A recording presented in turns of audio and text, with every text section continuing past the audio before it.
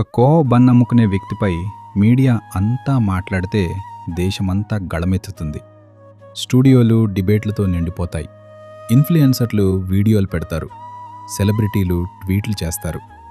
కానీ కుమ్మేర మల్లన్న స్వామి జాతరలో చంద్రకళ మరియు ఆమె కుటుంబంపై దాడి జరిగి 2 నెలల పసికందు ప్రాణం పోయిందని చెబుతున్న ఘటనపై ఎందుకీ నిశ్శబ్దం?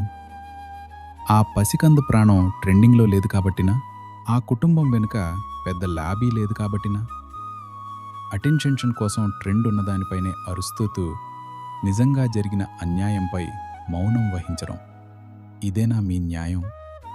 ఇదేనా మీ బాధ్యత? ప్రాణం విలువ కూడా ట్రెండ్ ఆధారంగానే మారిపోతుందా? ఈ సెలెక్టివ్ ఆగ్రహం ఎప్పటి వరకు? ఇది కోపం కాదు, ఇది బాధ.